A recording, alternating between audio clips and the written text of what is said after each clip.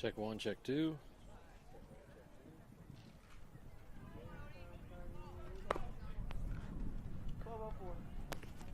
Check one, check two.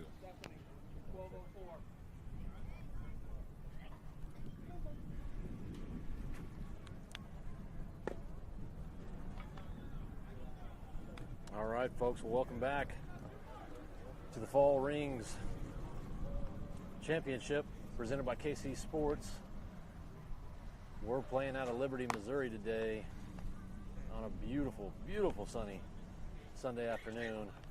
Unfortunate we're missing our Kansas City Chiefs play, but when you miss something, hopefully you get something good out of it, and that means we get to watch our MacNSeitz 14U team play. So, starting out on the bump and warming up right now is number 19, Tucker Lee. And our MacNSeitz earning the way to the final game and the silver bracket for this Fall Rings Championship. Played really well this last game if you weren't able to join us. Played some fantastic defense and had some phenomenal offensive production, scoring 14 runs and earning a run rule in the last inning. So here we are, earning the home advantage here in this bracket, and we are all set to begin play.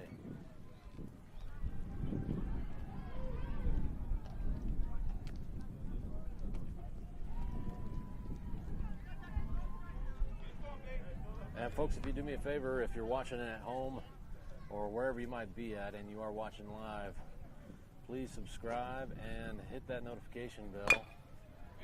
First pitch, it's a chopper, and that rolls foul. But hit that notification bell and it will alert you anytime we go live as we live stream our games for our MacNSeitz 14U team. Again, we will use analytics from our YouTube channel. And as we use those analytics, we'll use that for some fundraising in spring and summer. So the more people that subscribe, the better our numbers look. Fly ball, center field. Handled easily by Ryder Vota for out number one.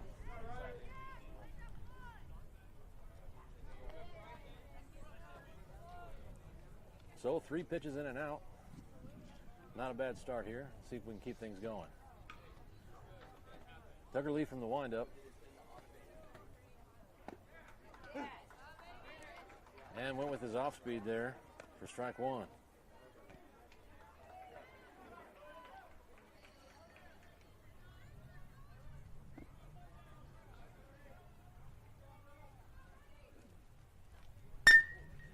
This one over to short. Oh, just by the third baseman. So Arlo making a great play, but left field mishandling the ball, and the runner will make his way over to second. So I think what you'd have to reference as a single with an error, but nonetheless, one down. Step off! Step off! Step off!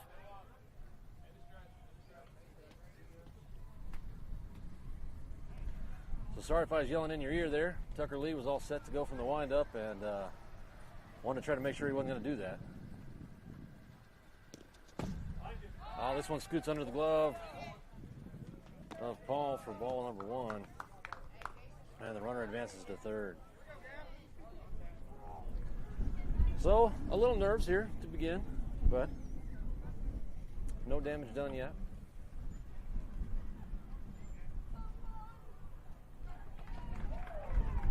Now from the stretch, swing and a miss. Going back to his off speed.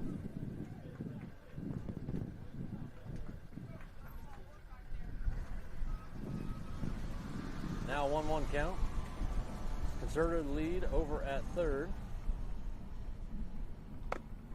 Oh, just missing the outside corner. That one coming in 65 miles an hour.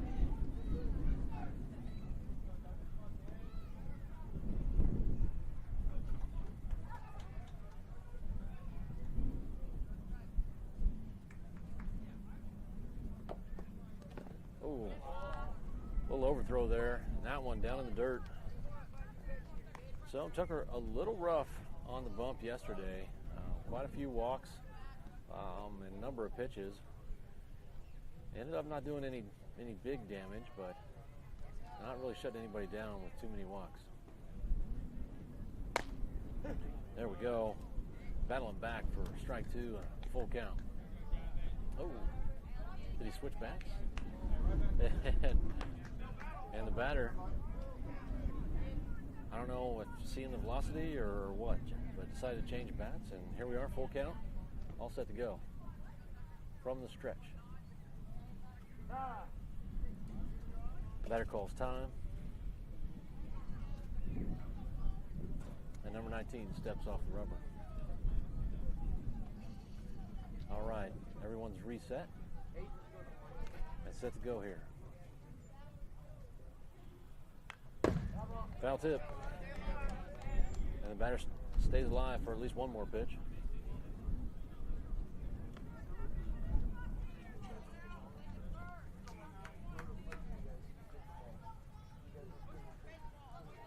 So boys doing a fantastic job defensively. Let's see what happens here.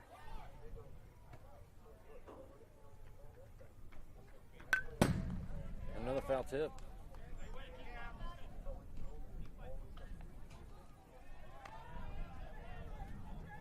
So quality at bat. And we'll see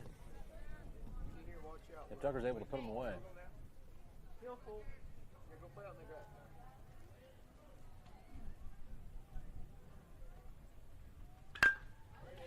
This one's foul ball, left side.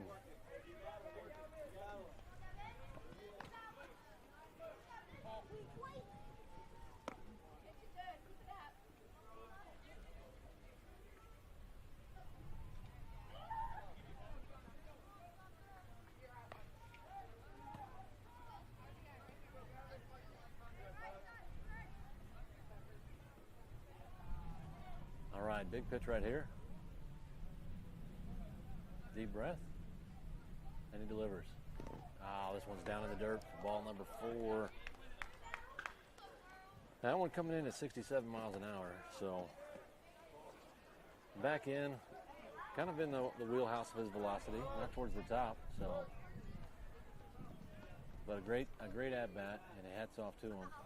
That'll put runners on the corners and top of the first.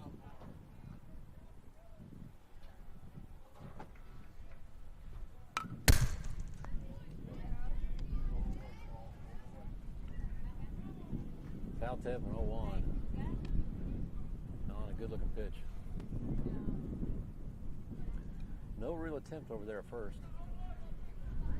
And both dugouts pretty quiet so far.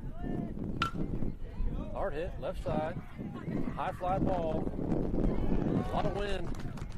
He's able to make the play. The runner will tag, and 1 run will score.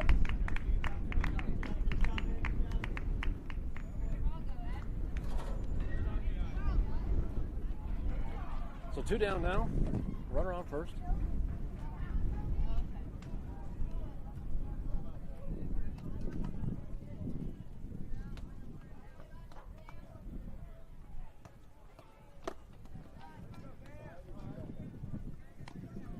Ball high.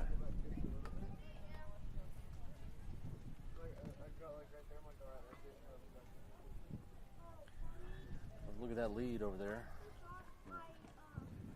On the right side. Tucker steps off the mound and kind of resets.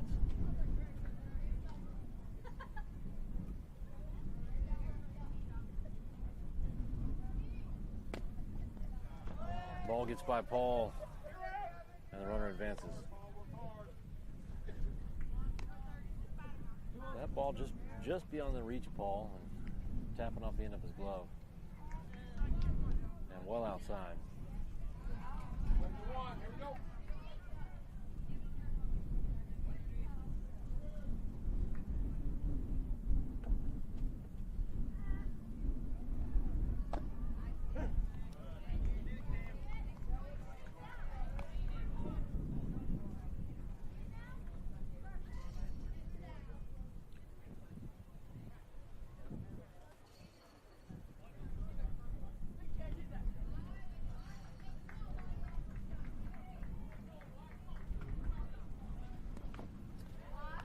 Paul does a great job keeping that ball in front of him. And now 2-1 count. So Tucker's struggling on the mix-up here. Looked like he's had good command of the off-speed, but struggling with the fastball. Not sure if it's where his hands are breaking apart, his plant foot, or that release point on the pitch. Oh, well, another walk. I was behind in my pitch count apparently. That'll put runners on first and second. 6-4-3 White, 1-0. And 2 outs. So looking to get out of this inning without any further damage.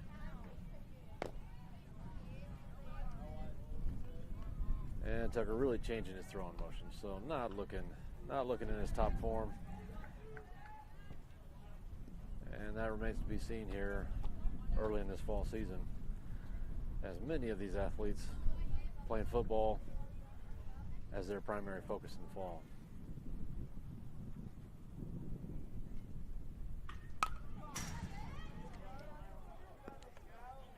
Foul tip.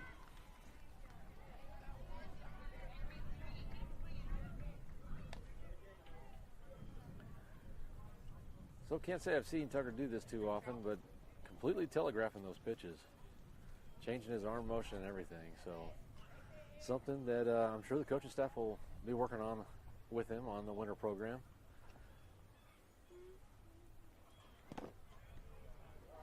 And a nice stop by Paul.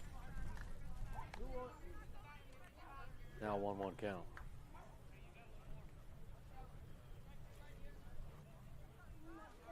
Now for any of those of you at home that may or may not know, the MacNSeitz Baseball Academy, with a screamer over to the right side, keeping the coaching staff awake over there. But the MacNSeitz will have a winter practice program beginning in January. Where the boys will be out at the facility a couple of times a week, working on their all aspects of the game: hitting, fielding, throwing, all of it. This one over to short for out number 3.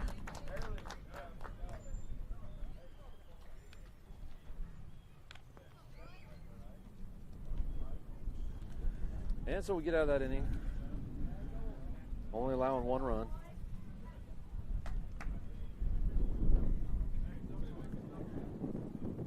And hoping as we enter in here the bottom of the first that our MacNSeitz can continue the offensive production they had in this past game.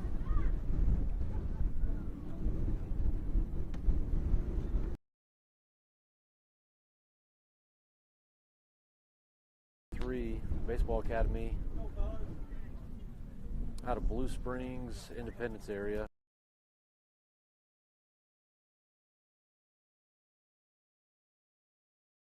Our travel for them up here to the Capital Federal Sports Complex.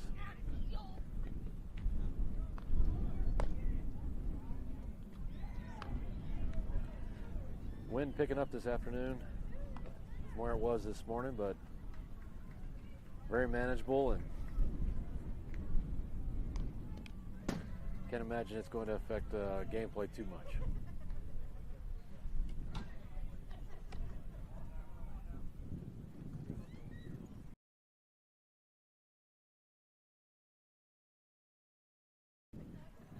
Appreciating a short break.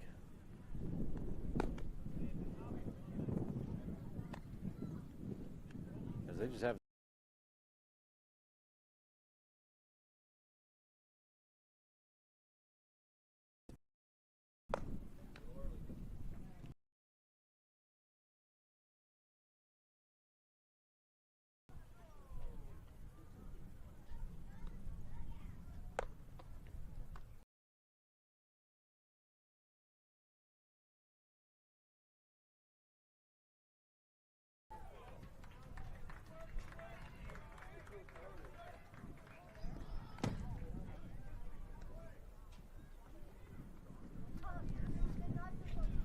male 6'4" pitcher. Showing a pitch velocity during his warm-ups here between 55 and 60 miles an hour. Looked like our MacNSeitz team really hit well around that 60 mile an hour velocity. So we'll see what we can do here.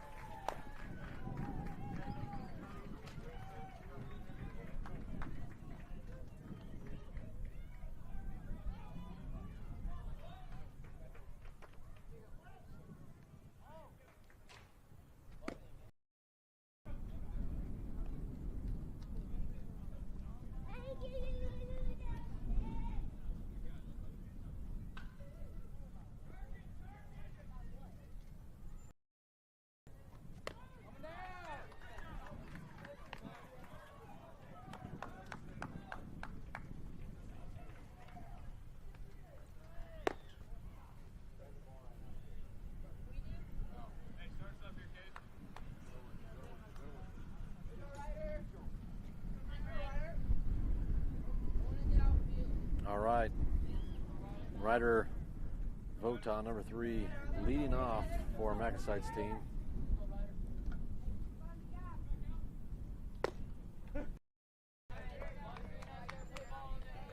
As he takes a fastball, 53 miles an hour, down the pipe for strike 1. Ryder showing good discipline and patience at the plate. Typically finding good pitches to hit, and so far doing a fantastic job in that leadoff.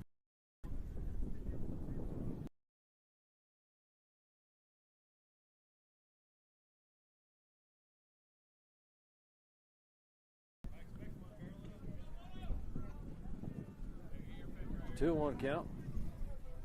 Pitcher from the stretch.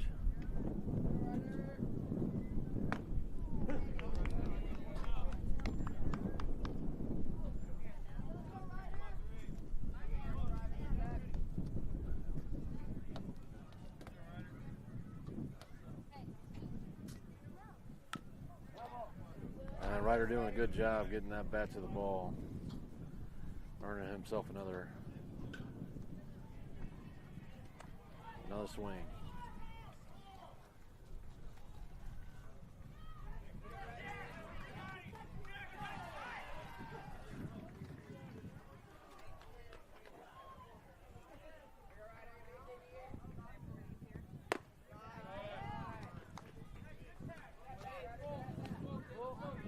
And now full count.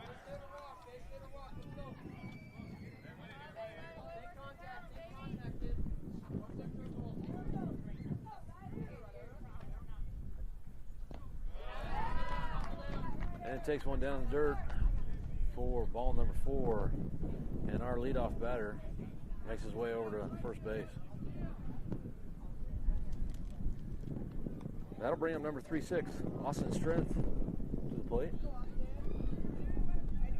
We'll have to keep an eye on Ryder over here at first. Showing good speed so far. And he goes. Throw coming down. And throw considerably off. And Ryder up easily.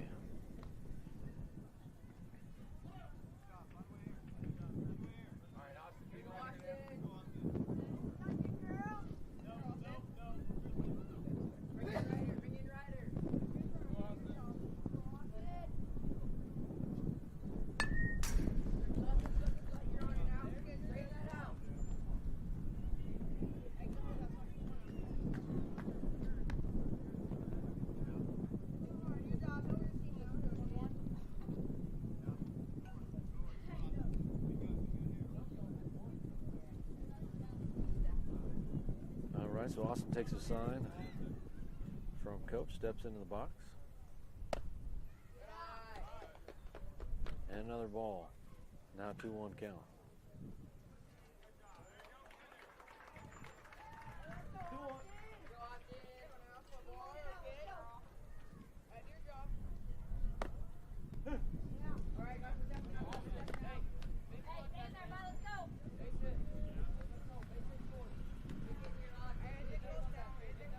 So 2-2 count. Ryder takes his lead over at second.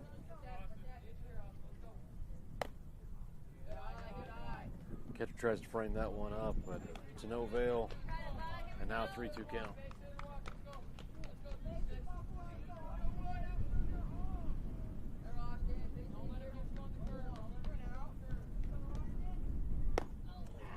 Swing and miss. That'll be strikeout number 3, and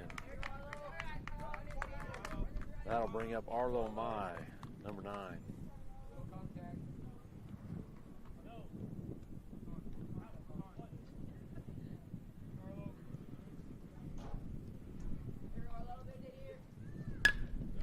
Hard hit. This might be a gapper. All right, that's going to roll back to the fence. Ryder was coming around third and will score. And Arlo unhitching the trailer and making his way over to second.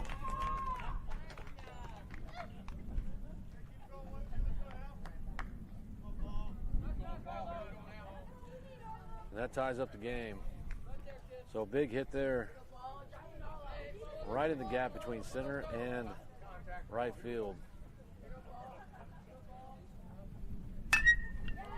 Hard hit, same spot, if you can believe it. This one handled by the right fielder a little bit easier, and Arlo making his way over to third.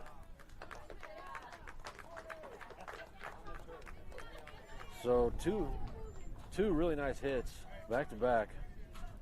And now runners on the corners. Score 1-1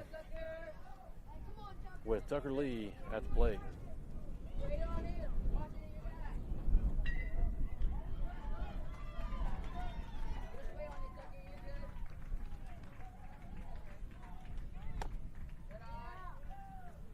Ball out. The runner will make his way uncontested out to second base. I don't know what he was doing, but some kind of acrobatics out there.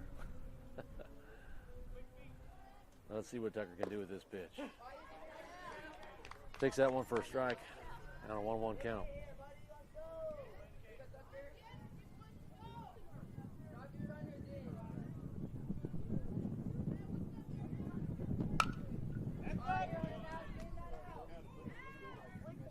Hard foul back.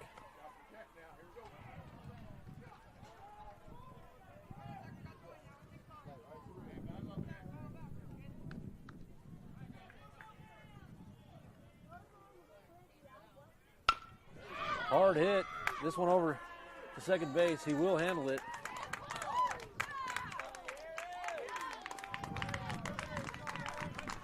So he does his job.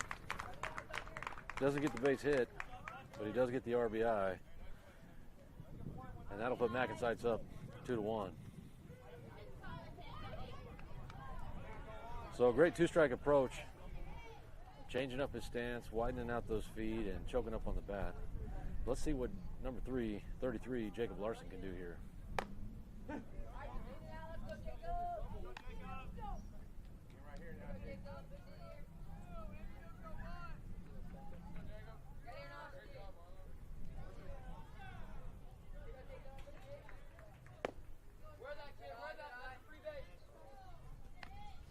So catcher taking a good look at the runner after pitch, possible back pick. Doesn't make the throw. We'll see what he does here because he's getting up on his feet.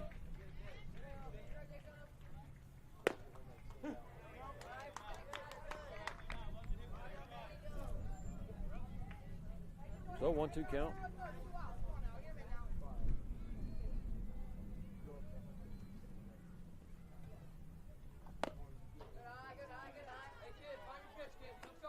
Takes an off speed outside for ball number 2.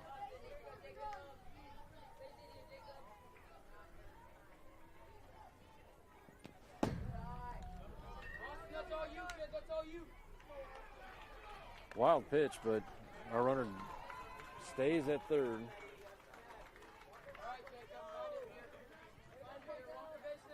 Now full count to Jacob. This one hit right back to the pitch.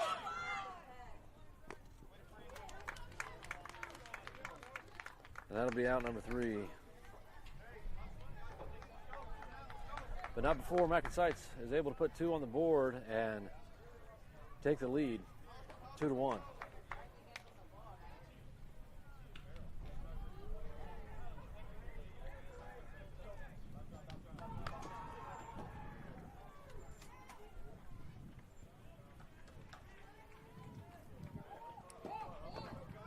So important to note here with as our live streaming progresses with our MacNSeitz team, our gear and our equipment can allow us to have a second voice for some color commentary, and I'll be grabbing some of the parents throughout the season to help us come in and add their thoughts and their observations to the stream.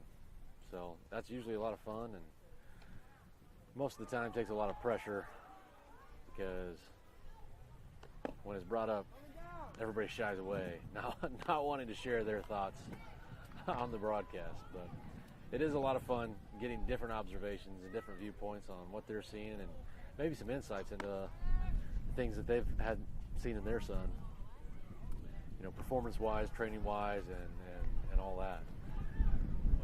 Not to mention that most of the team is they're returning players, so they have some familiarity with one another, and as well as the coaching staff. But with that, Tucker Lee still on the bump from the windup. Swing and a miss. So a high strike and probably an ill-advised swing, but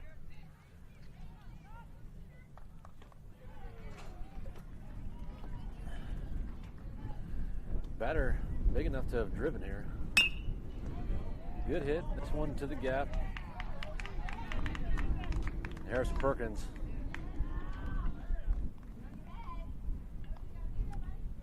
on the play, fields it well, and is able to hold the runner out at first.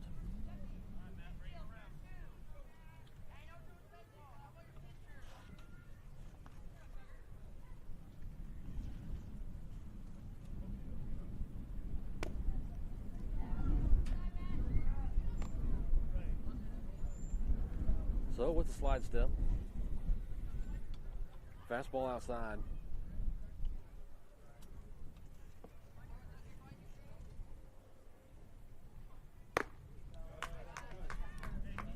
This one, fastball, swing and a miss for strike number one. Now have a 1-1 count.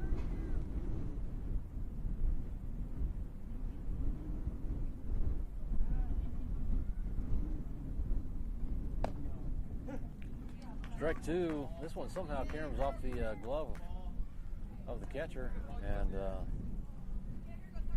runner gamely making his way over to second.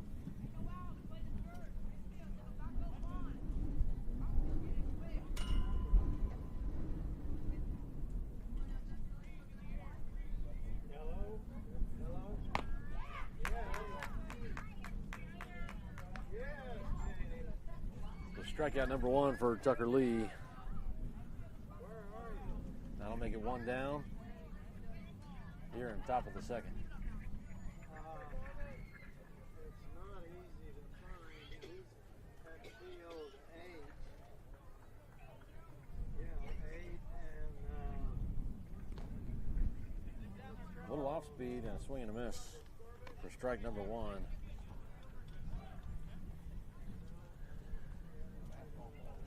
Thinking that batter wasn't quite sure what to think. where are you?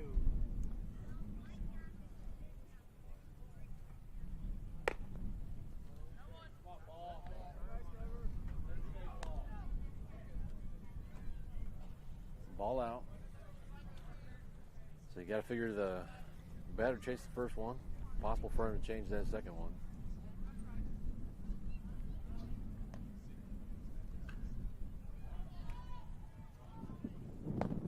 Oh, this one coming in just inside for ball number two.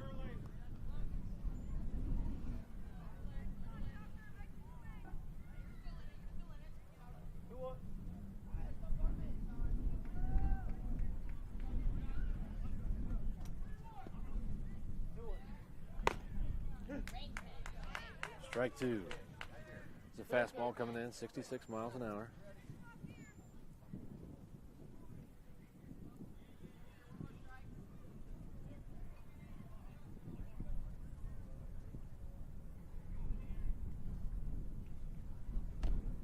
Swing and a miss. Oh, and a bad throw. So the strikeout will not count on a drop third strike. So one of those frustrating things about baseball, I thought Paul did a good job keeping the ball in front of him. Ran halfway down and then unfortunately made a bad throw. So runner will reach on air. And the runner from second was able to advance to third. Now put runners on the corners. Still now only one out.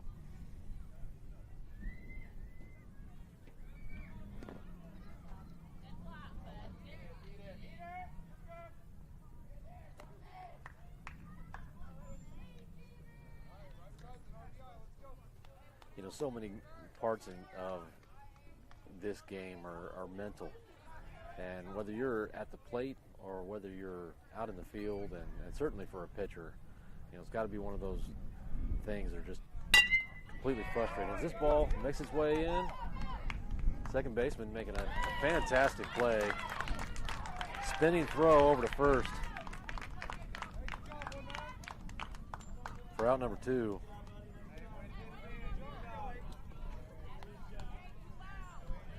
But a run will score.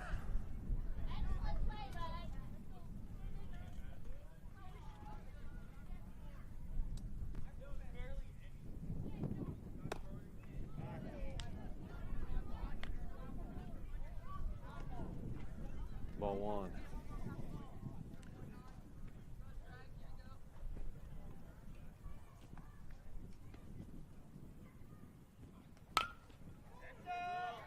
Foul ball out of play.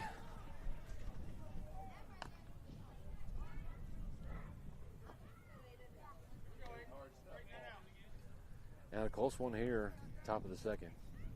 2-2. Runner is on third. We have 2 outs, and now a 1-1 count.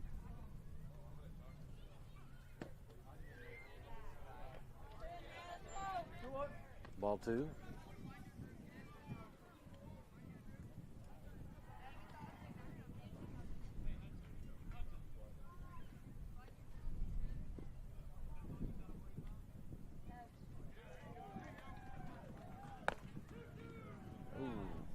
Just missing outside. That's ball number 3. And a 3-1 count.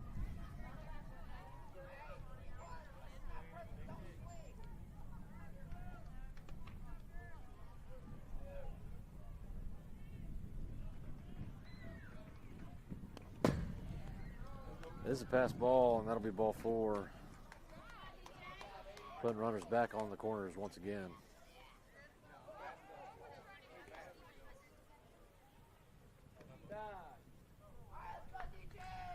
So Coach Max called timeout. Wanted to visit with Tucker here quickly.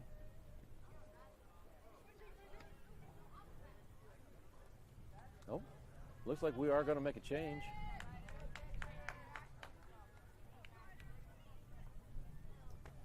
And that'll bring in Ryder Vota to pitch. Tucker will take center field,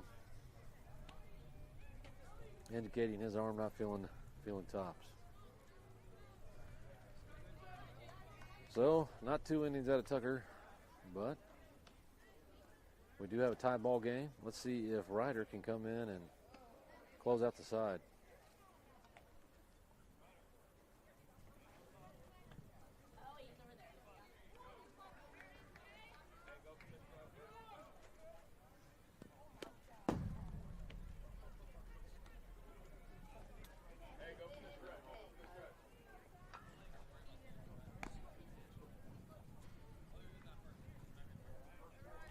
So going back on what I was saying earlier, you know, so many different elements to baseball, and they call it a thinking man's game because there are so many strategies and so many thoughts about it. But unlike, you know, basketball, for example, which is such a fast-paced game, back and forth, there's not as much time to think in between plays about what you did right or what you did wrong. You have to make those quick adjustments. And in baseball, it can eat you up. It can eat you up because you have so much time in between pitches to really think about, hey, did I not glove that ball the way that I should have? Did I overthrow and make a bad throw there? So on and so forth. Or should something else have happened and then we would have been out of this inning? And so what I find is that as these boys get older and they progress through the age brackets, you're getting kids that are mentally resilient and accustomed to understanding what failure looks like, because baseball is certainly a game of failure and success, and you fail more often than you succeed. And so you consider a 300 batter in the major leagues for their career as being a Hall of Fame player. That means 7 out of every 10 at-bats they're getting out. And so I really enjoy watching these young men as they progress through the game. They learn how to carry their body language, not carry one bad play from one to the next and let things snowball. And so the really, really good teams, that's what you'll see. So errors do happen, part of the game, but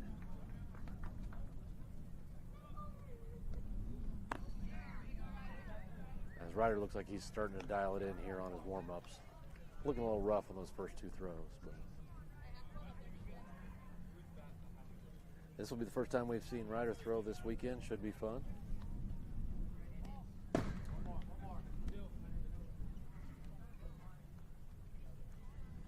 Get away from me, Mr. Wasp.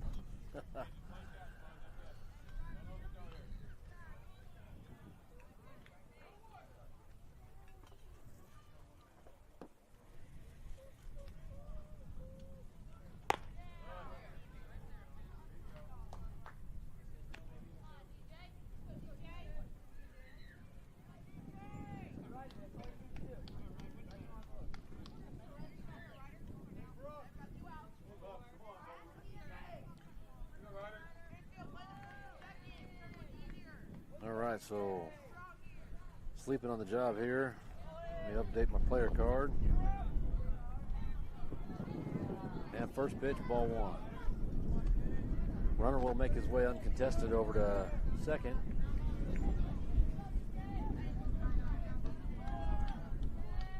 Runners on third and second represent go-ahead runs. Paul doing a fantastic job keeping that one right in front of him. Ball number 2.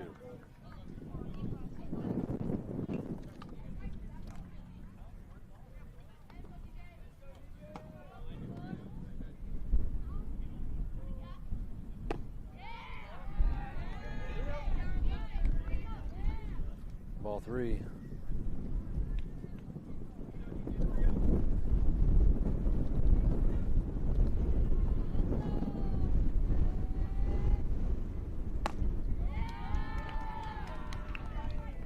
And 4 pitches, 4 balls.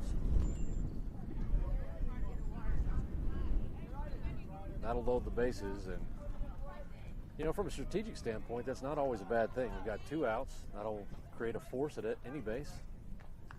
So if we can get a ground ball, should make for an easy out. This brings up a big left-handed hitter.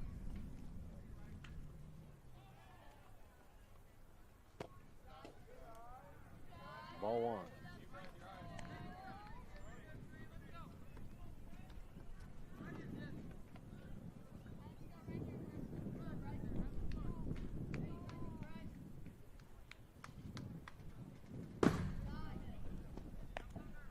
Ball 2. So Ryder, very athletic. One of the faster boys as far as speed on the base paths go that we've seen so far. Came in from center field.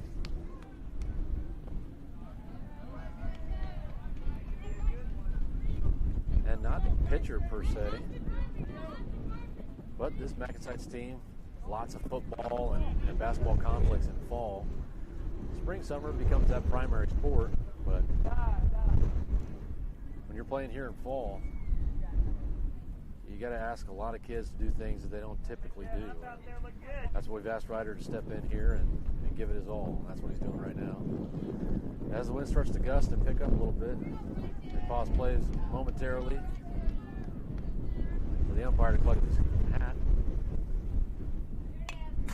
There we go. And a nice pitch by Ryder right there.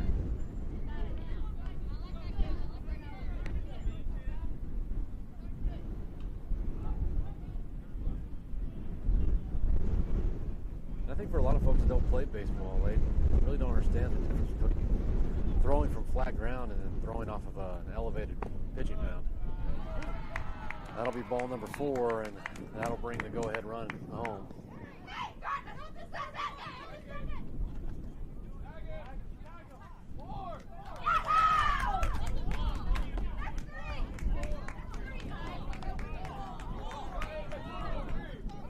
So, game getting a little out of control.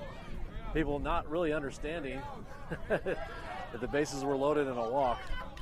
Everybody was supposed to head. So a lot of maybe unnecessary excitement coming from the MacNSeitz crowd.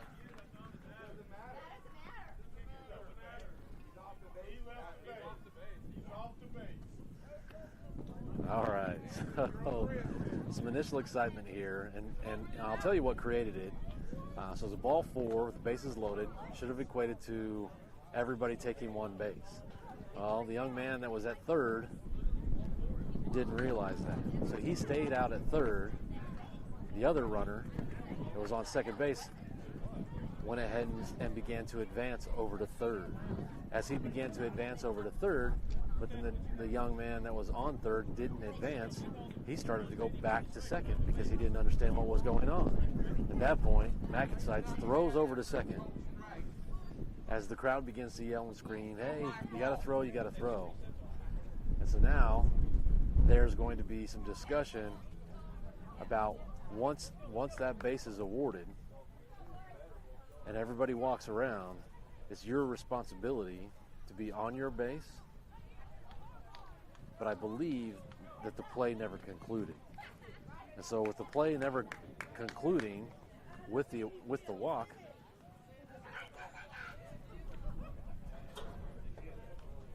then they would have gone back in and said, "Hey, this is a big nothing burger." But that's not what happened, because it's that player's responsibility to advance to their given base. He was able to advance to that base, and he didn't do so. And he was tagged while not on a base, therefore he was the third out. So MacNSeitz making their way out of that inning, and something that was far more confusing than really should have been.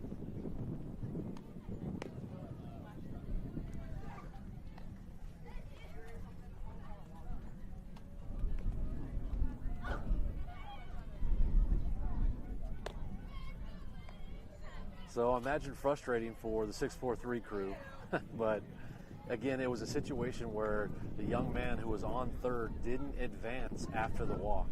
That created confusion for the runner that was on second, and while he was supposed to take his base, he never did. And as time elapsed, it was his responsibility to be on that base, and he wasn't. MacNSeitz gamely making the decision to throw over and tag the young man while not on base, and the umpires concluding that was the third out.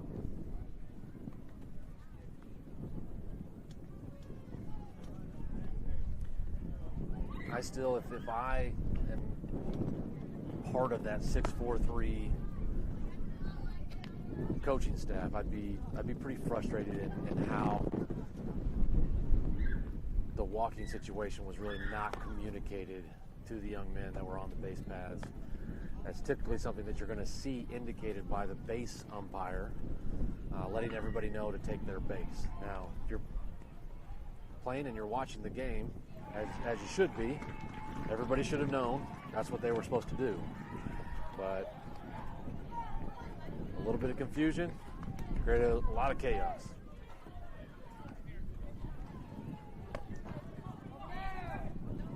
And 643 losing out on an opportunity with the bases loaded. So we'll see how that plays out for the remainder of the game. And still a tight one here with an even score of 2-2.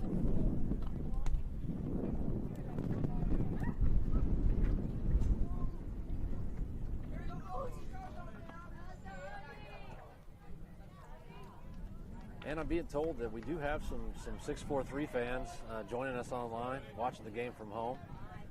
Typically, as we go through and live stream these games, we try to welcome all the opposing team to come out, catch us online, because we're out here for the friends and family, so everybody can join in and enjoy watching these young athletes compete.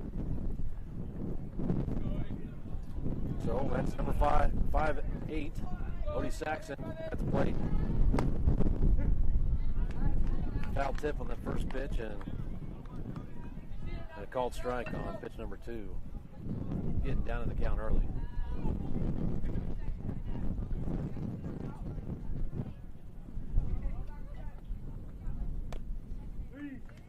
Ooh, called third strike there. Odie not really liking that call. Yeah, it looked a little bit outside from my vantage point, but nonetheless, out number 1, and that brings up number 5, Brooks Carr, to bat. Ball outside.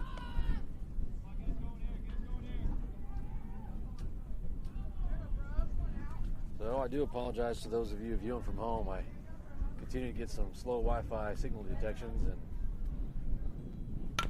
not a lot we can control on that. Ball in play. Oh, this one tips off the pitcher's glove, taking really center or shortstop out of play there. And Brooks will make his way over to first.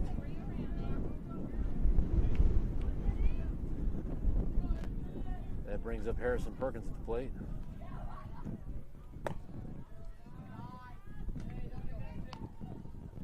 Ball 1, high.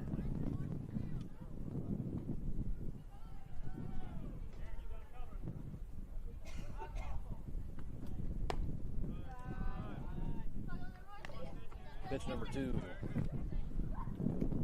Make it a 2-0 count.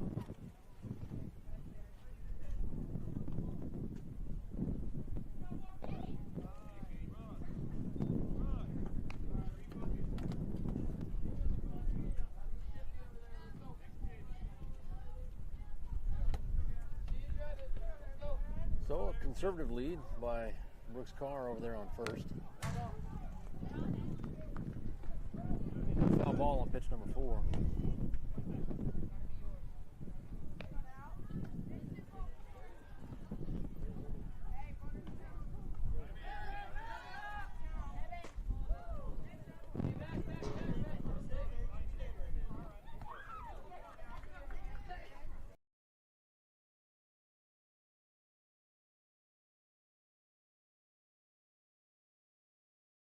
Swing and a miss. We'll bring up a full count for Perkins.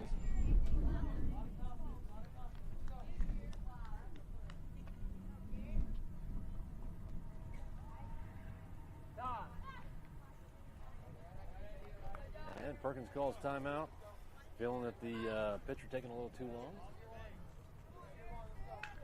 All set. Back in the box. And ball 4 on a close one.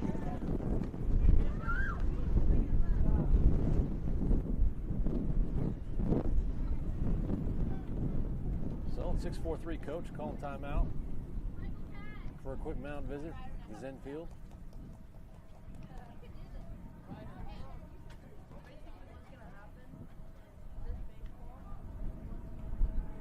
And that'll put runners on first and second.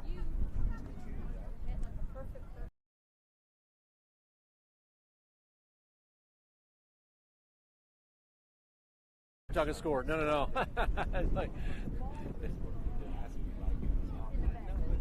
Yeah, no, that's what I had. Yeah, that's what I had too.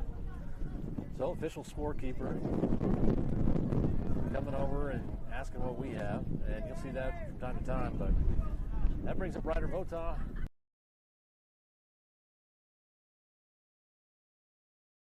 On second and first, just one down. Bottom of the second.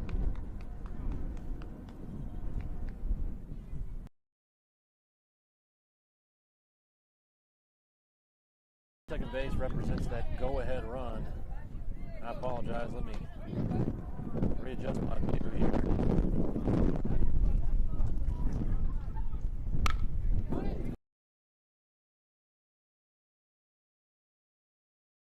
Scooped it up. Tagging third for the force out.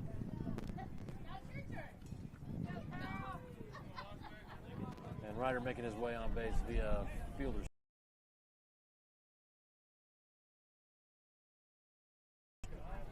MacNSeitz looking to try and get something going. Runner goes.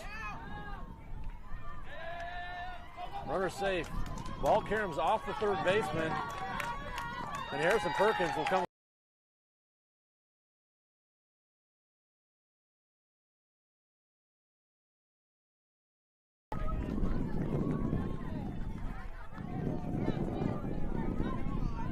So I did not get a good view of that throw coming down from catch. If that actually hit.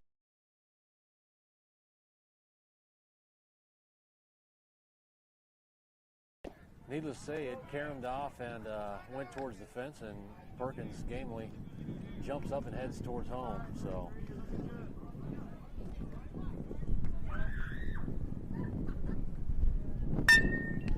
ooh, hard hit pitch. That one actually hit the pitcher, but knocks the ball down and is able to make the play. Throws over to first for out number 3. That'll bring us to top of the third, but not before MacNSeitz is able to take the lead 3-2 over to the 6-4-3 White.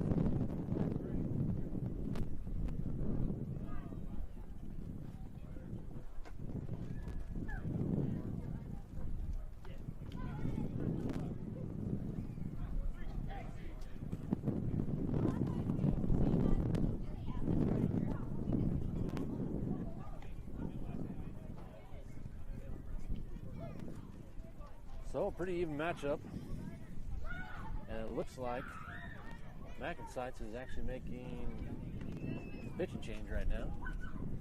Let me double check that. I believe this might be Austin. Is this Austin? Yes. Austin Strength is now on the bump.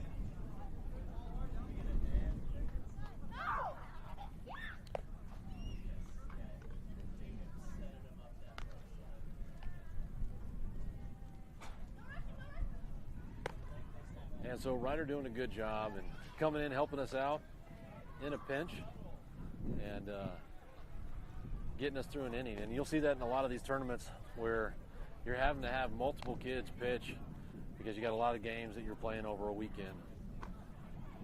But Austin doing a good job for us yesterday, staying under his pitch count, so still making him available to pitch today.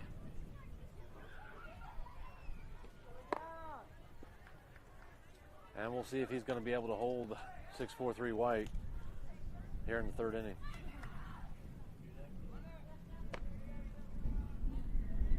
You coming on to help with some color commentary? I thought I'd come over and just sit next to you. Let's not get carried away. No?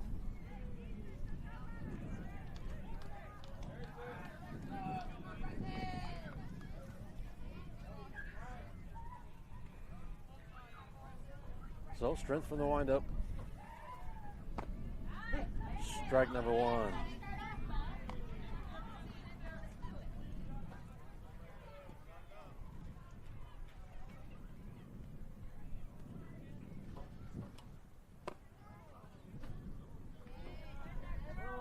That was a near miss for a 1-1 count.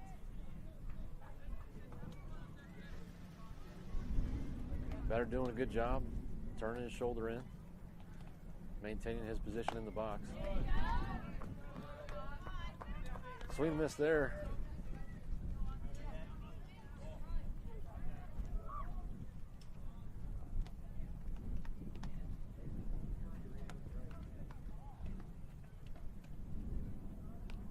Oh, and he turns into that one, and he will earn his base with a hit by pitch.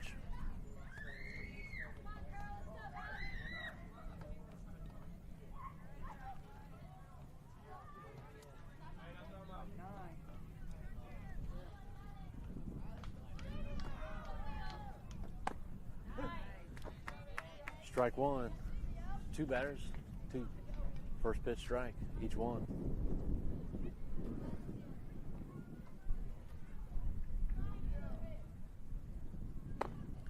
So Austin with the slide step there, doing his best to hold the runner on.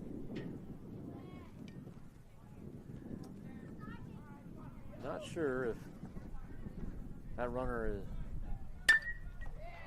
high fly ball, right side.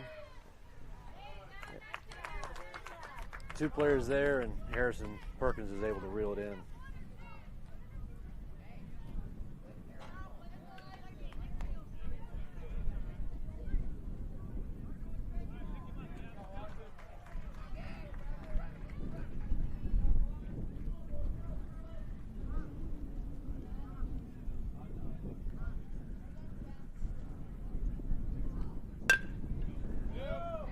Ball in play over to third. Oh! Throws to second, what looked like the beginning of a possible double play, and second baseman just mishandles the ball, and the batter will reach on air. Golly, that was a fantastic throw by Arlo, and unfortunate bobble there. Probably more worried about that transfer, looking for that double play, and that's probably what created the situation with the bobble. Ball high, left side, and out of play. Doggone it. That's the type of play that you get super excited about, because these boys practice that type of stuff so often. Being able to see double play come through would have been pretty exciting.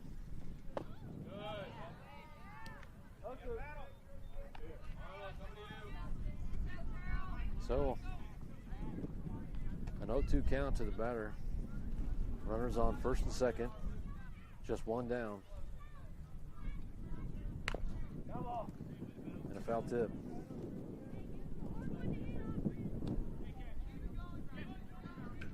So tying run represented on second base there. Go-ahead run on first. And 6-4-3 looking to close out this top of the third.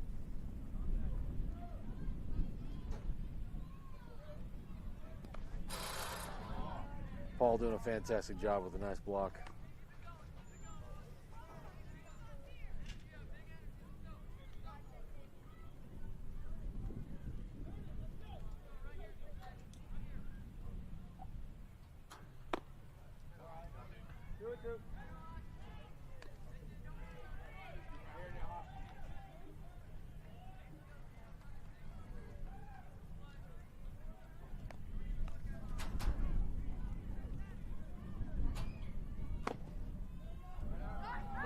Ball outside. Oh. Oh, got it. Messed up my video switching there, but ball bobbled just right there at catcher, and the runner goes. So good heads up base running there. And again, representing that tying run. So a little chipper, this one. Oh. And miscued again. Oh my goodness.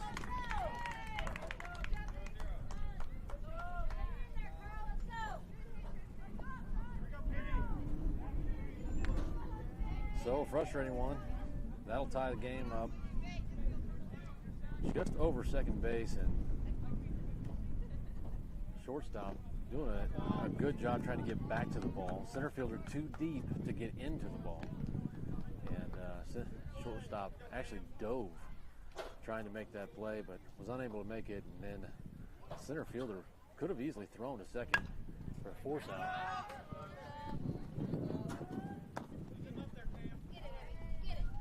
Holds on to the ball because he was contemplating throwing into home. And it's one of those things where it's situational baseball, needing to know exactly where you're going to go with the ball and making that decision quickly. And held on to that ball just a little bit too long before he finally threw it into second. And too bad.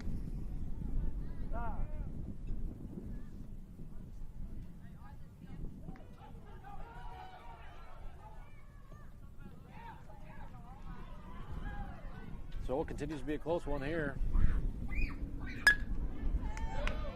Ball in play, over to short. Double play.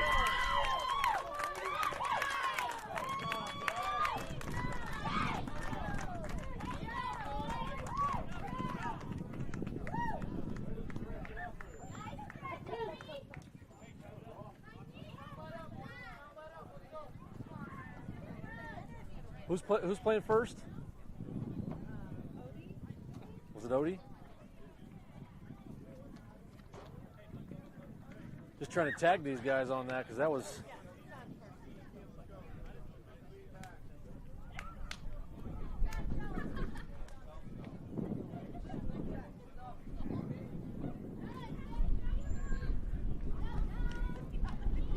So playing some good defense there. I'm sitting there fumbling around trying to figure out my double play and my scoring overlay. My apologies. Not calling out there, but well hit ground ball over to short. Scoops it right up, tosses it over to second, who then turns to first. And MacNSeitz turns a double play to get out of that inning. But not before 6-4-3 is able to tie the game up. So we'll see what MacNSeitz can do here in the last half of the third inning.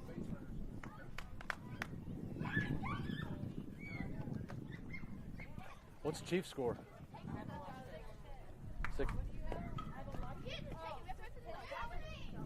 Us?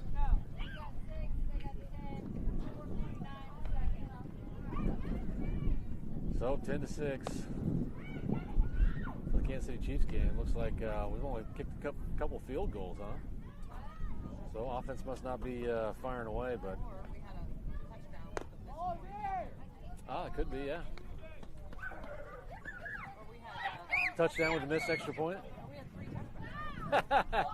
Yeah, you mean safeties? Yeah, no. Well, I'm getting a lot of chatter from the peanut gallery, and they're coming up with all kinds of amazing things. But like I said earlier, shame to miss the Chiefs game when they're playing on Sunday, but a lot of fun to watch these boys compete, and this is a close one. So.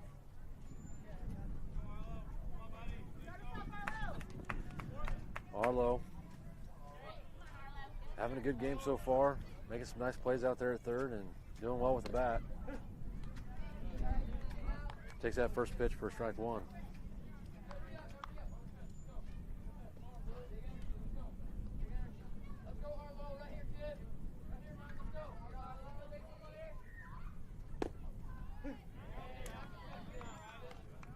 So that one catching the outside corner for strike two.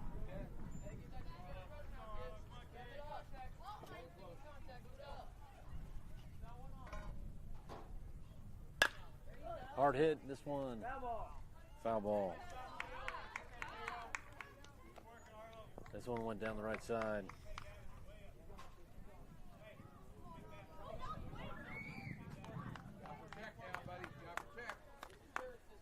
And Arlo makes his way back into the box.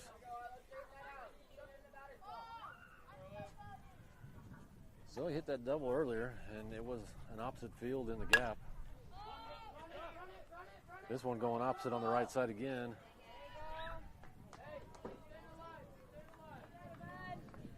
Just over the fence out of play. So he continues the battle.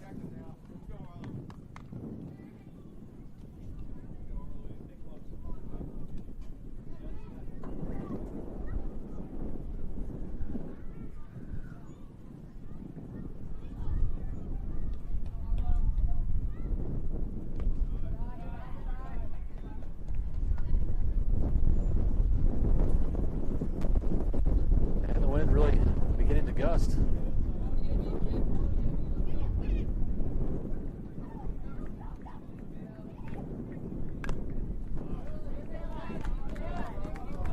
And a foul tip.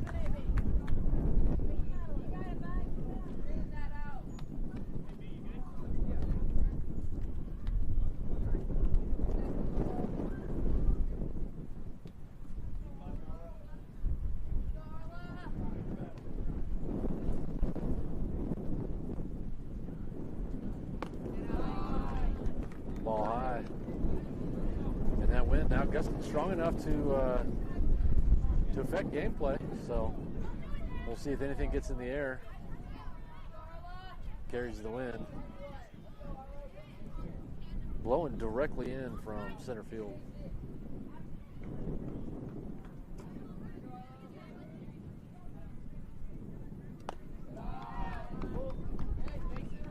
And now full count. So quality at bat by Arlo. And we'll see what number 9 can do with this next pitch. Foul tip. Catcher is able to hold on to it.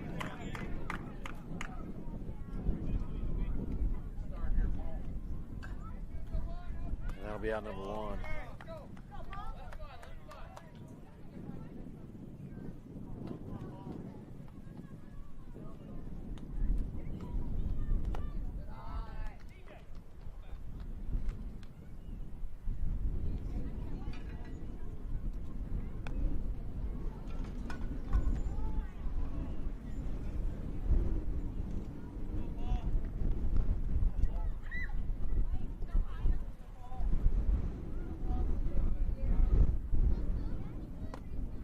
Swing and a miss for strike 1. That'll make his pitch count 1-1.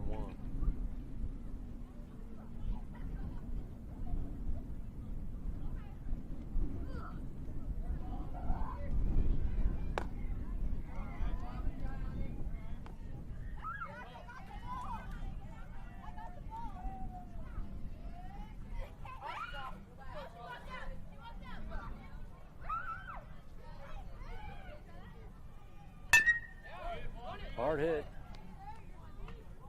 Third baseman will handle it. But the throw does not come in time.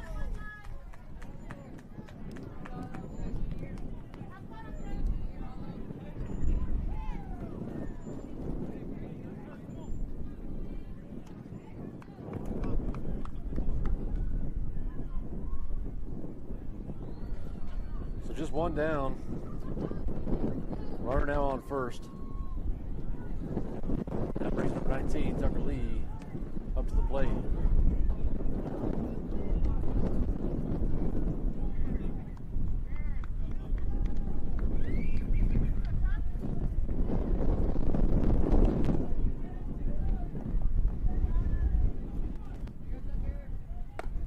Oh, little check swing, but he went too far. And that'll be strike number 1.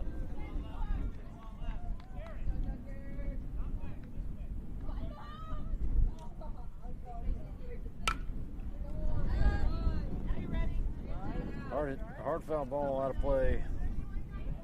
And now 1-2 count.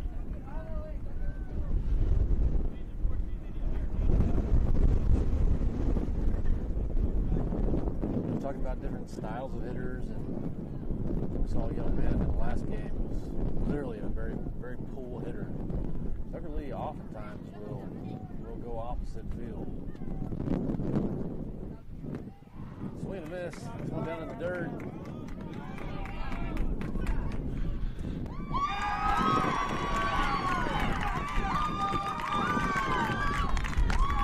MacNSeitz making a base running error there.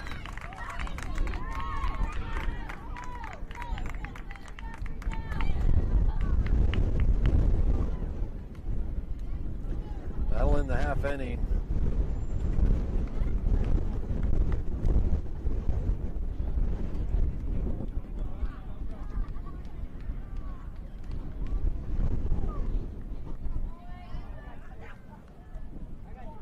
So a lot of folks get confused on the gameplay here, but with less than 2 outs and a runner on first base is considered occupied. And when first base is occupied on a drop third strike, the batter is called automatically out. Now, if there had been 2 outs, that would not be the case. But when that happened, our runner that was on first tried to move over to second. He had to do so at his own risk, and 6-4-3 very wisely thrown over to second base and making that third out.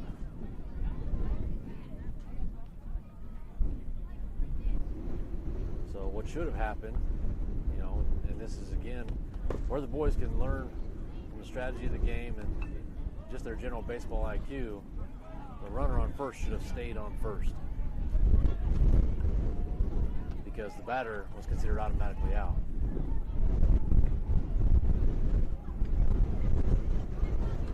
Now with 2 outs, that batter is not considered automatically out.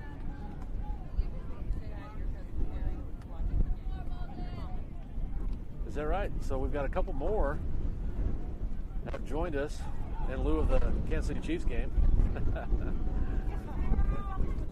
Switching back and forth, right? That's what I would say. But a big hello to Carrie Thrash and Sherry Zamorano watching from Wichita. Brandon.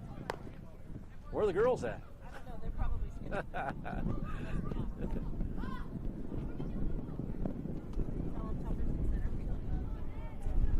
So Tucker Lee playing out in center field. And Austin Strength coming back out on the mound for us. Good job in the last 2 innings. In a close matchup here. 3-all, top of the 4th. Foul ball out of play.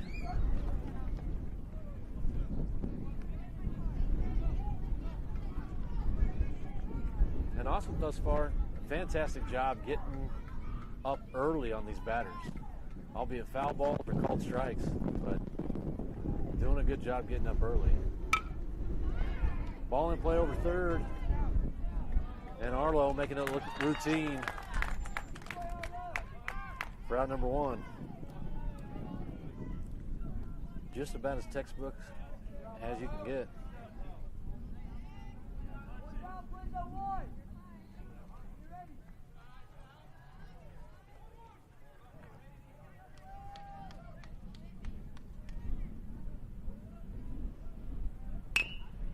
Hard hit, this one back over to third again.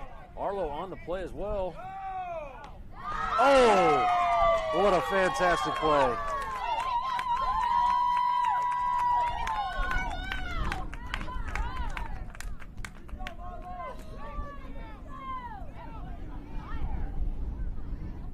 Arlo having to make his way over there, actually crossing the baseline, making a long throw over to first for out number 2.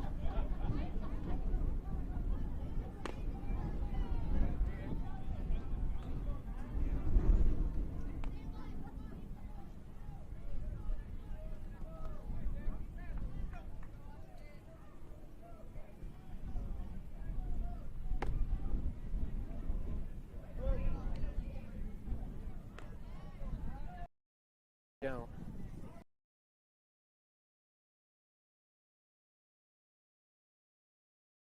Down low.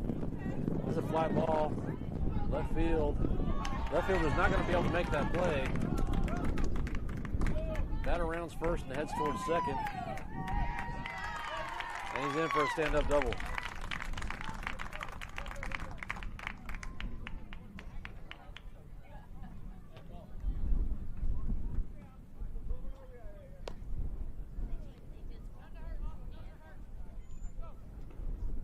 So still a very tight game, 3-all. And now the runner on second, representing that go-ahead run. 2 outs and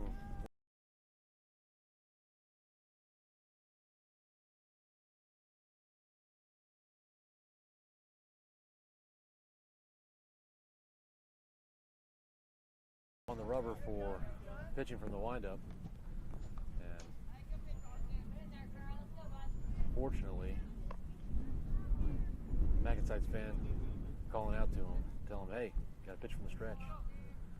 So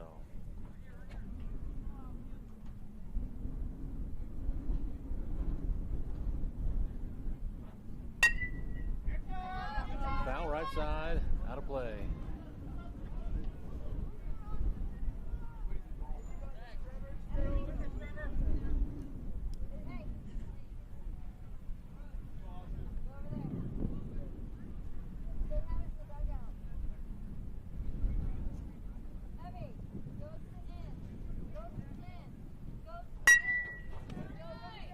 Right back to pitcher. And over to first for the third out.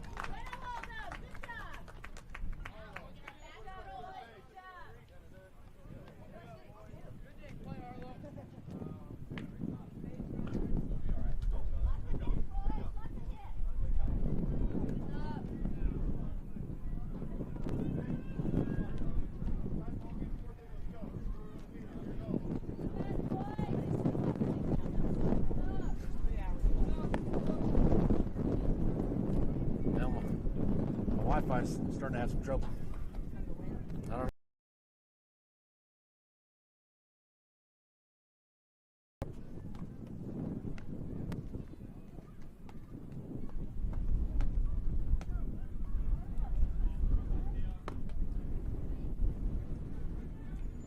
Chief score? I think it's halftime. Is it halftime? There's 2 minutes. Oh, hey, no, we're good. We're 12-10. 12-10 in favor of the Chiefs now. All right. So for those dedicated MacNSeitz fans, we'll get you. We'll get you some Chiefs games updates.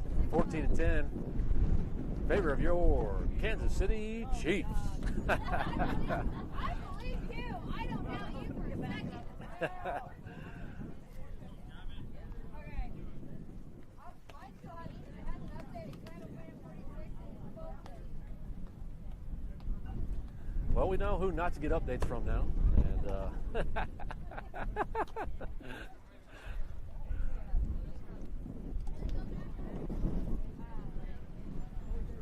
all right, and leading off, bottom of the fourth, number 33, Jacob Larson.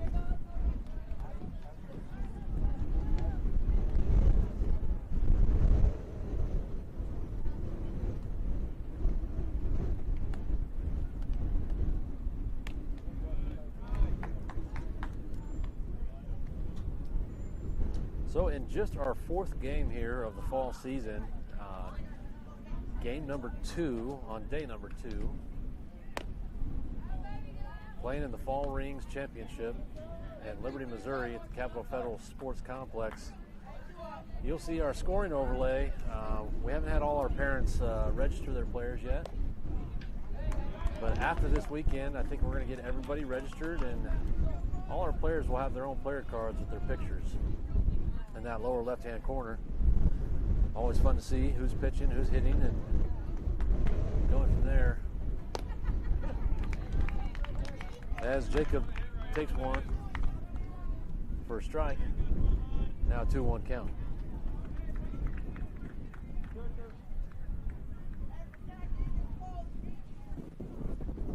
Oh, am I behind on the pitch? I might be. Another foul ball. If I was wrong before, I'm right now. 2-2.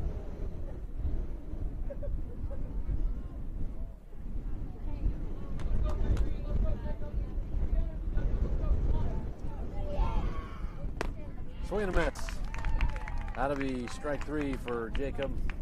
He'll have to get him next time.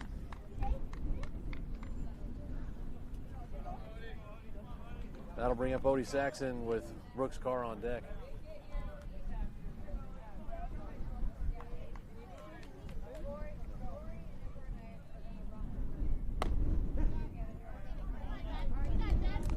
And pitch doing a good job throwing strikes.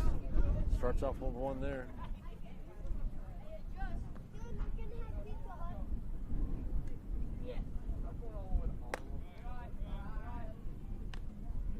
Ball well high.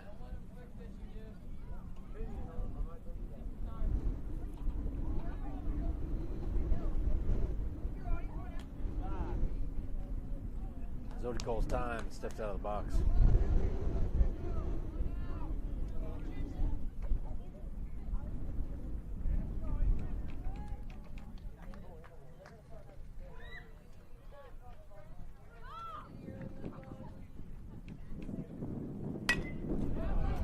Little chipper over the right side. Second baseman makes a nice catch for out number 2.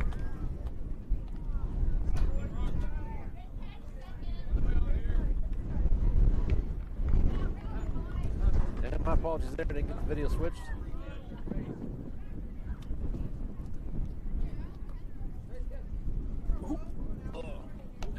You're welcome.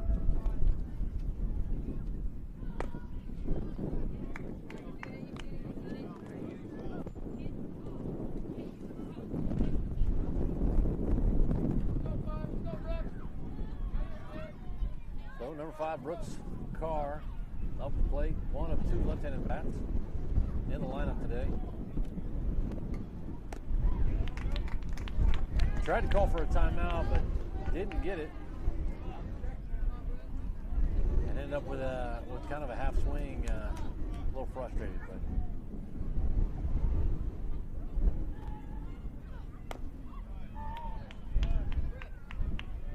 Ball out.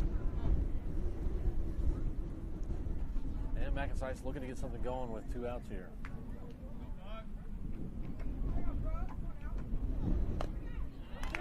Strike 3.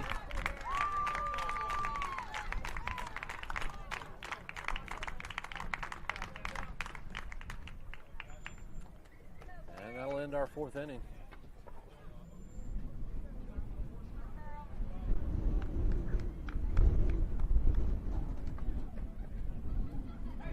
My usual typical color commentary not joining me today. Sitting far, far, far away. Not helping out whatsoever.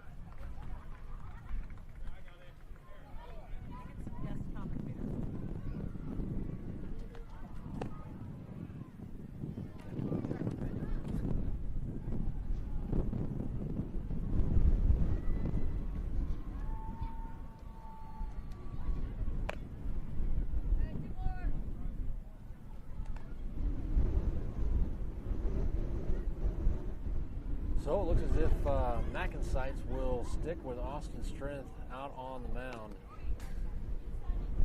That is the 3rd pitcher in this game. And we'll see if he can make it through and out in the 5th inning.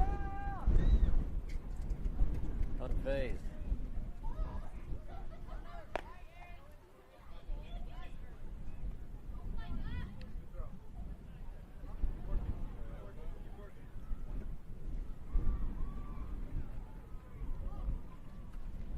And 6'4" batter steps into the box as we're all set and ready to go here. Top of the 5th.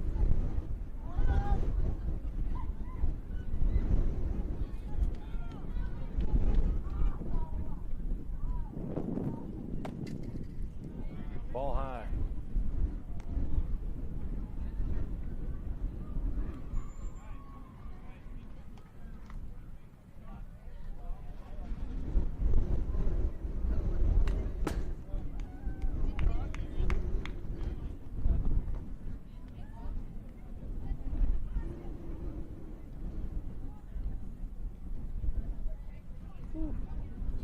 Looks like our stream connection is pretty poor right now. I apologize for those viewers that are trying to join us, but very little we can do about the stream strength.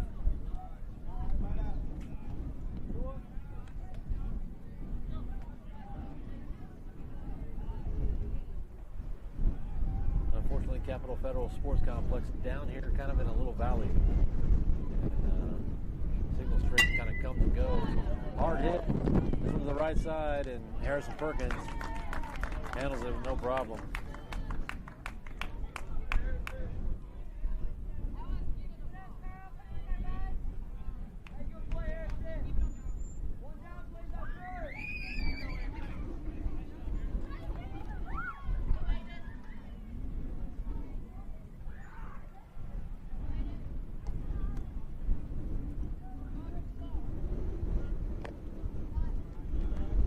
Ball 1. So imagine if you are watching at home, you're getting a pretty disjointed picture, and most viewers don't stick around when that happens. So our apologies, but glad that you tried to join us, and if you're sticking with us, thanks for that as well.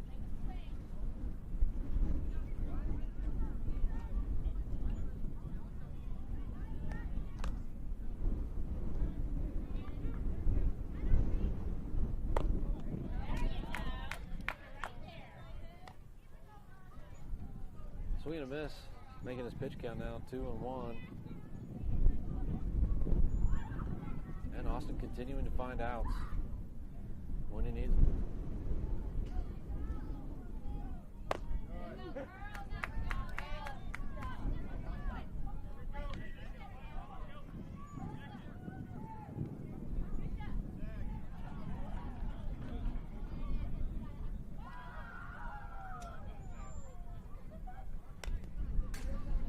Foul tip.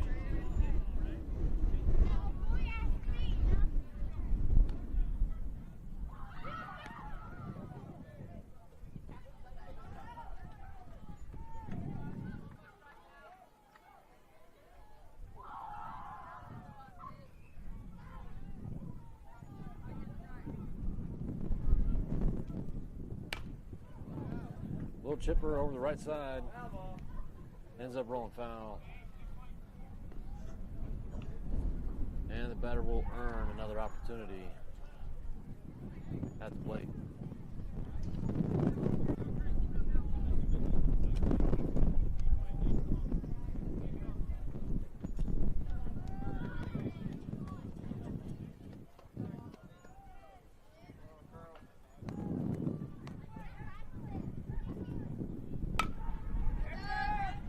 Ball out of play.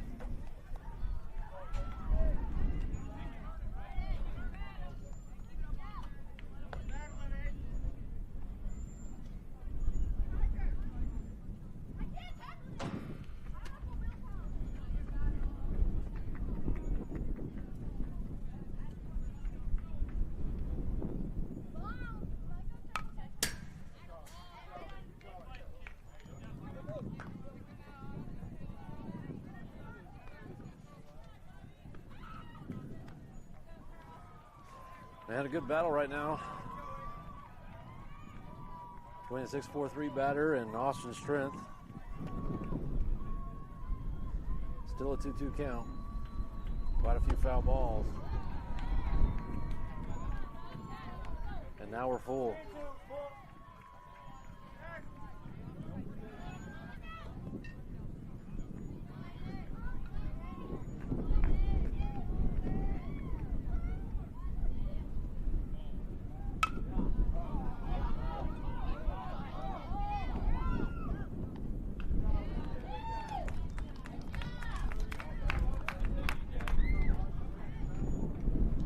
So foul ball on the right side, and Odie does a good job tracking that one down for out number 2.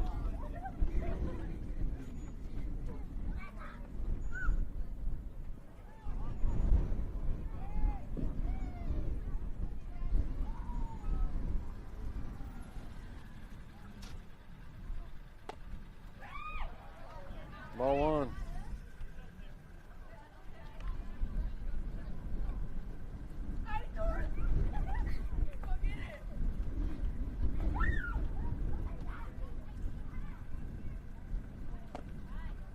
Swing and a miss. Now 1-1 count. One more? Did I miss a strike here? No, I didn't. There we go.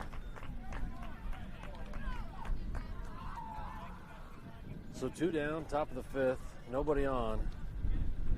We've got 2 down, and the count now 1-2. Strike 3.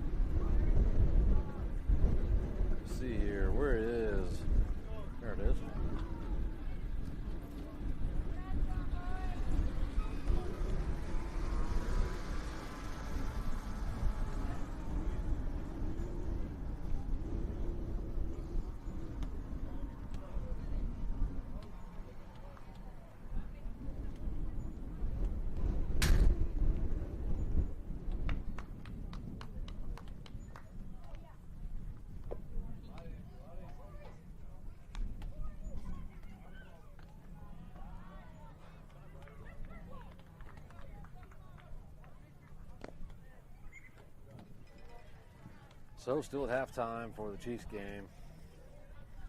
Up 14-10 against the Colts.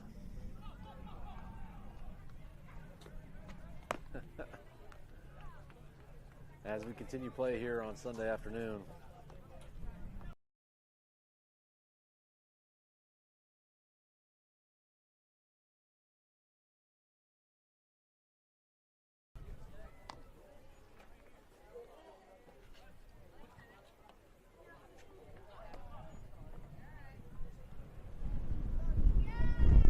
Still a beautiful day, although getting a little bit windy, but sunny and 77. Joe Nichols almost had it right. Sunny and 75.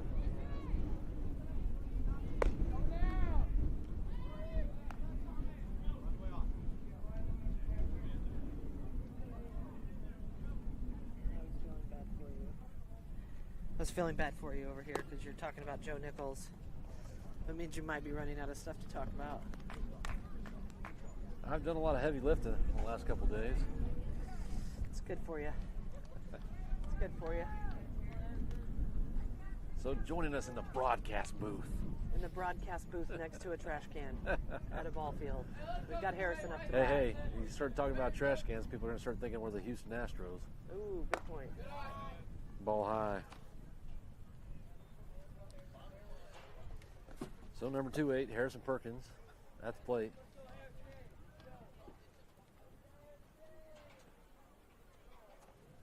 Got to get these bats going. We got to get a run in this inning right now. Are we home or away? We are the home team. Okay. So how much time's left? couldn't tell you how much time's left. What kind of commentator are you? You need to know that. Well, what I can't tell you is if the count's 2-0. There you go. That's good. Now it's showing on the scoreboard as 3-0. Now maybe it is. Now it's Yeah. 4-0. I got distracted by your Question? beauty and your wonderful color commentary. Gosh. You know, it's so true. It's so true. Is this number 33 still pitching? So 6'4" Coach Ian Staff is calling a short timeout. That's number 33 pitching. He's pitched like 6,000 pitches today. He's done a good job for that team. He has Pitched pitched a well. lot. You got to be thinking he's got to be coming close to his pitch count, but I think right now Coach is talking to him about some strategy. You think? Yeah, he was showing him about coming set, and Oh no, this is a different pitcher. This is number 21. yeah, this is a different pitcher, isn't it? Yeah. 33's walking to shortstop. All right. Well, nonetheless, Ryder Voton number 3 for MacNSeitz is at the plate. That's right.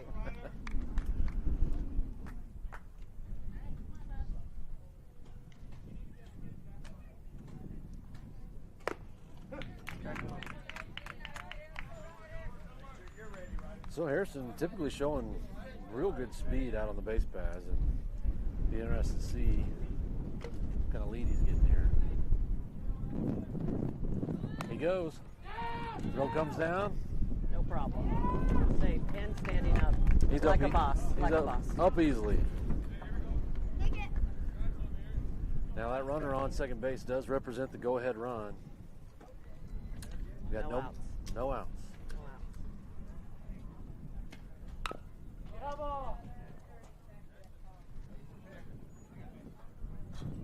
So Ryder,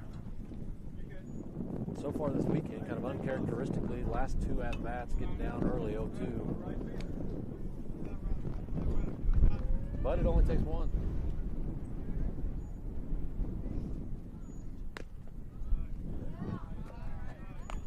Takes an off-speed, 56 miles an hour, outside for ball number 1.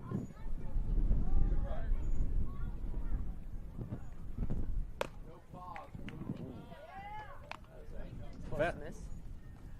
Fastball coming in 60 miles an hour. No, Ryder showing some good discipline, not chasing anything outside, but man, that would have been a hard one to pass up. Swing and miss there. And that'll be the first out.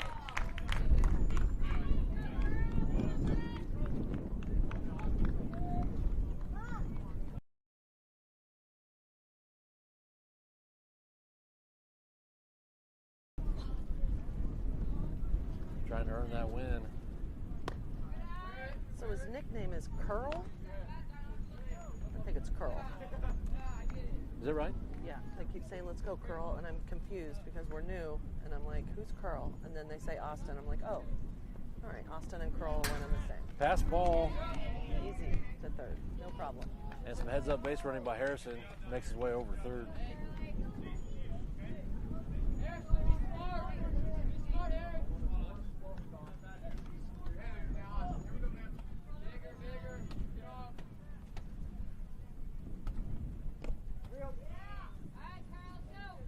So interesting, in our first two pool play games, we were the away team, and we lost both those games by 1 run to the home team who had that home advantage. And now we find ourselves in a really similar situation here, except for we're the home team. Now runners on the corners after Austin draws a walk. And then we've got Arlo, who's been as hot as a freshly cooked pancake today. That was pretty hot. He's been cranking the ball. That's my pro tip. That's mighty warm. Ball 1, and runner makes his way over to second uncontested.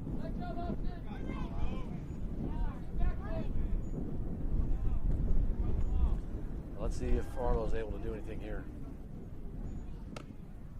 I heard someone ask Arlo's family today if he had eaten a special kind of Wheaties this morning because he's hitting so well. So maybe we need to find out what kind that is and feed that to Tucker. Isn't the saying, did you eat your Wheaties today? Does it have to be a special kind of Wheaties? Has to be souped up Wheaties. Maybe it's just Wheaties in general. These young kids, not familiar with the Wheaties campaigns of the 90s and 2000s. In the 70s. Where was 80s. Juliet, what was it, Mary Lou Retton? Mary Lou Retton? Yeah, she was in That was early 90s? 80s, dude. That was 80s? 80s. You're old. It's Oh, 80s. man. Decades just flying I was by. going to be Mary Lou Retton when I grew up, and then that didn't happen. Okay, run it out. Run Chopper. It out. Run it This out. one's going to be Run trouble. it out. Shortstop fields it and makes a nice play. We get a run. Did his job.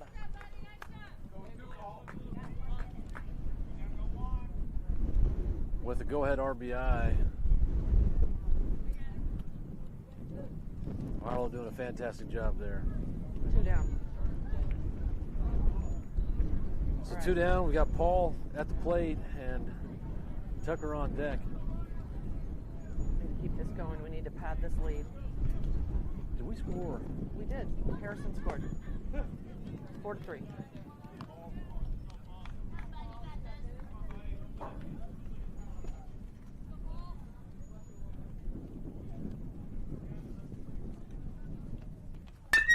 Nice. Line drive right up the middle. That will score a run. Score a run. There we go. Now it's 5-3.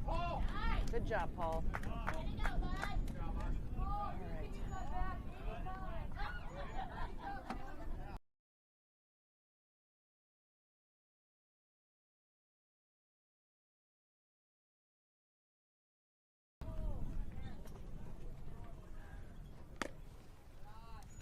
Tucker taking a ball. Low and inside.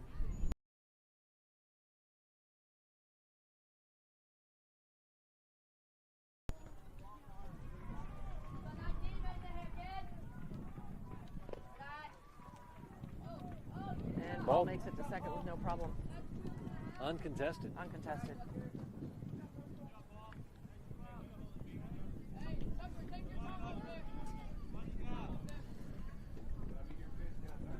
Jacob Larson on deck. Tucker Lee at the plate. You know Runner what on a 3-0 second. ball is? What's that? You know what a 3-0 ball is? I like to call it a home run ball. Okay. Well, Swing for the fences. It's a free one. and That's a could- ball. He's going to could hustle get that one down. if he wanted to, so. Runner will advance over to third on a pass ball. Tucker with another walk. And out at the plate, Jacob Larson.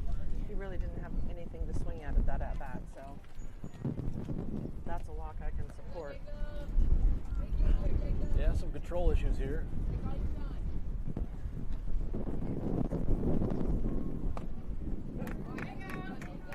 Tucker makes it to second, uncontested. As Jacob takes a strike for an 0-1 count.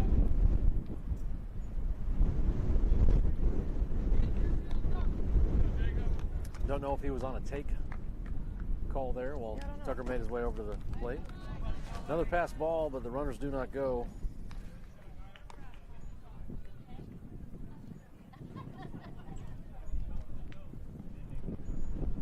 And you got to think 6-4-3 probably in much the same situation that we're in, with not a lot of other pitchers left.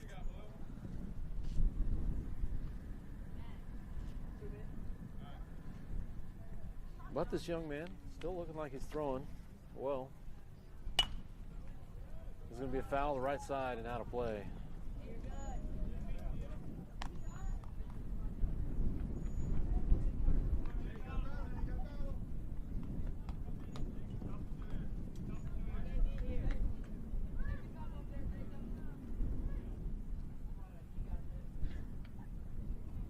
Wonder how many kiddos are checking the Chiefs score when they're in the dugout in between innings.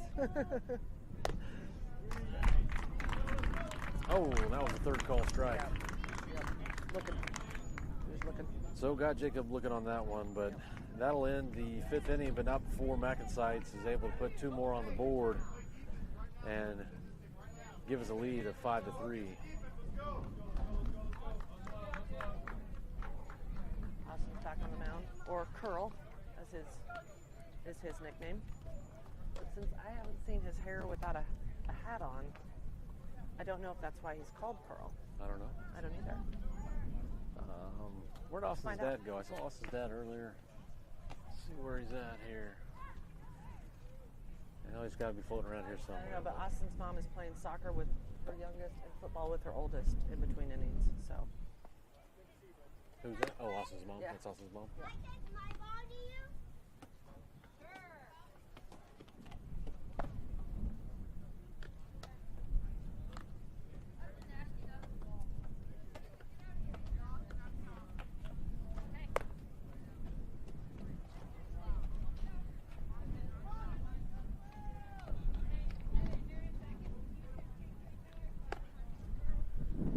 So Coach Max up there taking the early pitches for Austin's warm-up and giving Paul just a little bit of time to put his equipment on.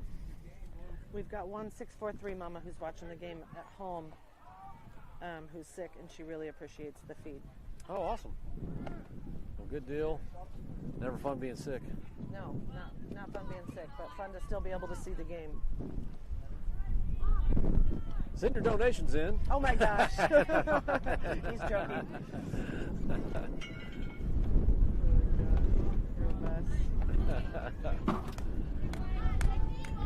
All right, all set to go here for top of the 6th. Okay, catch that. Catch Fly that, ball, catch that, center field. Catch that, Tucker Lee. God dang What was the center fielder? Oh, shortstop. it. They just collided in the field, and Tucker is hurt.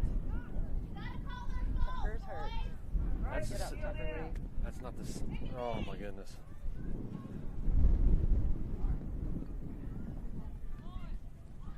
Who should normally get that ball?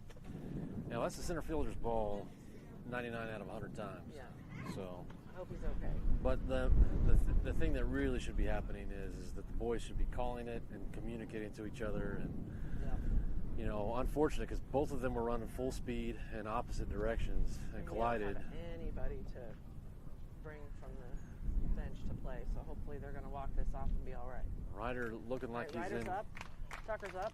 Okay, and we're back. Now those coaches out there should be telling them, you better talk to each other. Well, and that is definitely what they need to be doing.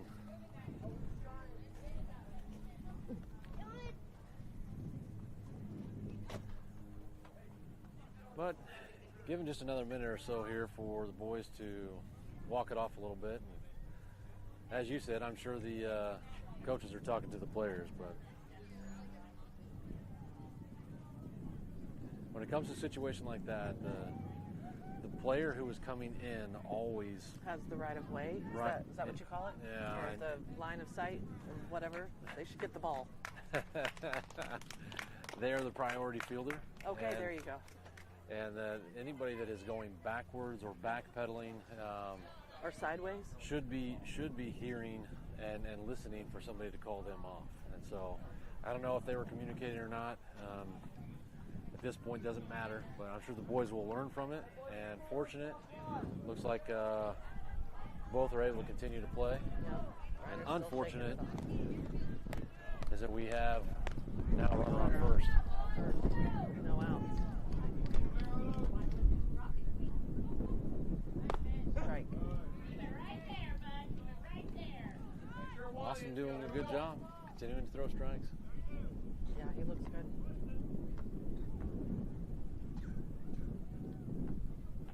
2. Okay, maybe a little high. Maybe a little high. Now 1-1.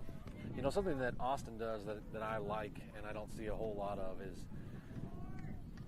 when you come set, you can't move your shoulders. But he's coming set with his front shoulder back, so he can still easily see the runner over at first. Ah, And kind of a little tip and a trick to help hold runners in position. And what's the runner looking for when they want to steal? so they're looking for the back foot on the rubber to come up. If that back foot comes up, They're gonna go. no, that means Oh. they're going to throw over to first. Oh, I got you. Okay. See, this is why I'm not adding value to this conversation. But I'm asking questions. I'm guessing the 4 people that are watching at home might be asking. I don't know. You never know. Now a 2-2 count. Okay. Ball in play over to third. Oh, diving off the glove of Arlo, Good try, Arlo. and that would have been an incredible play. He made several incredible plays today, so it wouldn't have surprised me at all. He would have stopped that. So 6-4-3 showing some life here in top of the 6th. Nobody out. Runners on first and second.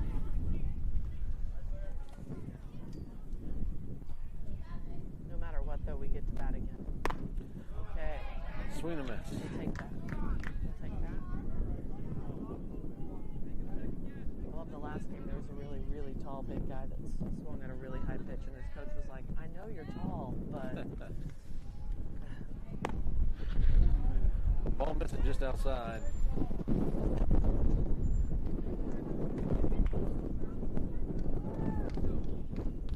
And so what's the future weather? This gusty wind is going to bring in more cool weather, or I don't is know. it going Let to me bring in talk the to the heat? Google and see what I can find out. Bring in the heat. No, I think it's supposed to be in like the 70s this coming week. So Fantastic. Fall's going to actually maybe show up. Well, it's here right now. Yeah, I'm- tomorrow's 78. I'm digging it. Yeah, we're in the 70s all next week. For the next 3 days at least. That's the most accurate forecast. 3 days out, anything past that drops off on the accuracy. Another foul ball. And you see that 6-4-3 runner on second Yeah. fainting as if he's going. Mm-hmm. And doesn't look to have plus speed, but can definitely create that distraction Yep. in the pitcher. And not only that, but can draw. Turn two. 1, 2. Got it. Second double play of the day. Fantastic. MacNSeitz doing a fantastic Is that a job. 6-4-3 play?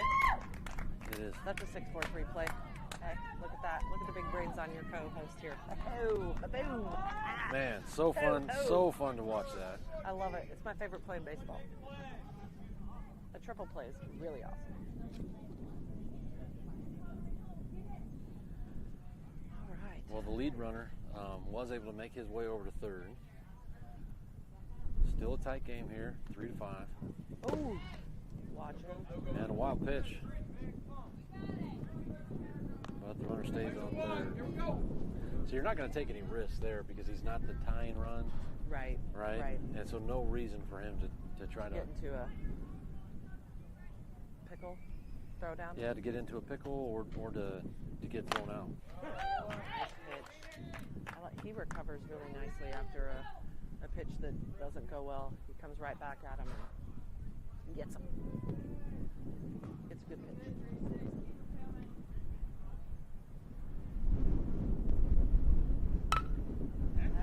Foul out of play.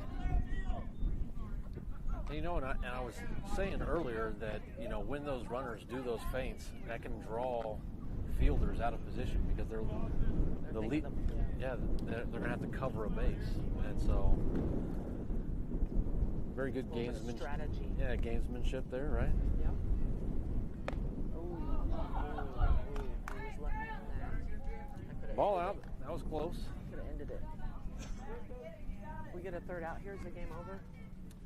I think it might be. I think it might be. We need one more strike. One more out. It's been a good game, though. That one about the same spot. How many ties have we had? 43. No.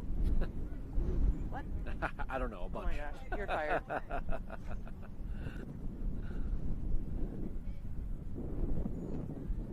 think we've had 3 ties at least. All right, now we got runners on the corners. Doggone it. That's all right. Need one more out. It's Chief Sunday, so I gave the statistician. Statistician. There you go. Sunday off. So 6-4-3 earns a walk there, and that'll put runners on the corners. 2 down, and MacNSeitz looking to close it out here.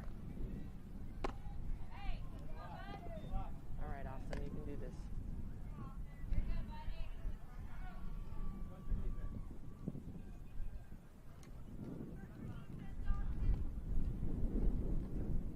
There you go. Strike one. A 1-1 count now.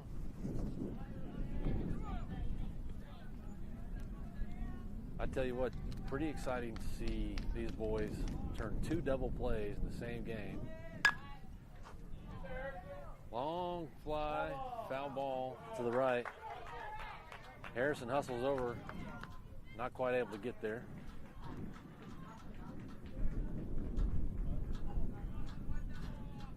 And now 1-2 count.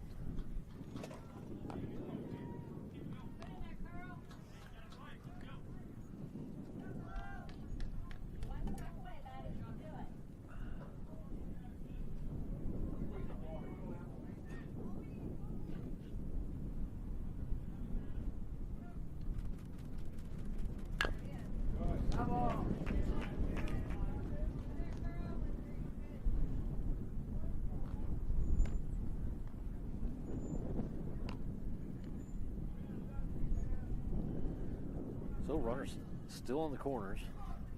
Nobody has gone from first. He's got a good lead, but nobody's holding him on.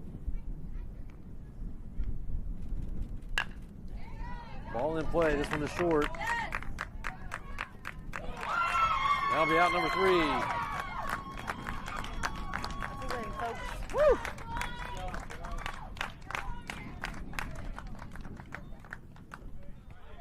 So MacNSeitz able to hold on to the lead here, and they make it to the final game, the silver bracket for the Fall Rings Championship.